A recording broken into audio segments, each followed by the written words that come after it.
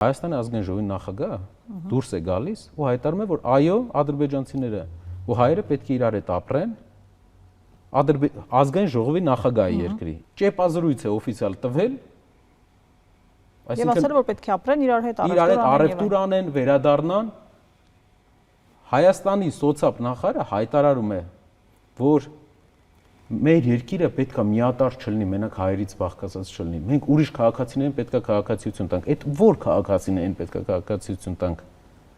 Ինչ սոցիալ նախարարը ինչ կապ ուներ ընդհանրապես այս գործերի հետ, որ դուրս է գալի ազգային ժողովի ամբիոնից տենց հայտարարություն է անում։ Ընտրություններից առաջ ուզում են խլացնեն այդ պահը, որ ընտրություններից հետո կարողանան լուծեն իրանց պատվերը, բայց դա դուռա բացելու Հայաստանի նախագահը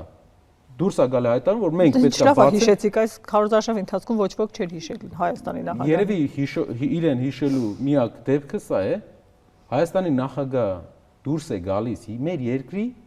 սահմանադրության հիմնական հենասյուներից մեկը ըստ սահմանադրության։ Դուրս է գալիս եւ ասում է մենք պետք է բացենք Սյունիքի դարպասները։ Իսկ ով է փակել Սյունիքի դարպասները, հիշում եք։ Գարեգին Նժդե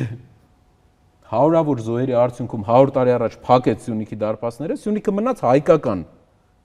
Հասել ենք 21-րդ դար, մարդ է եկել, որ ուզում է բացի Սյունիքի դարպասները։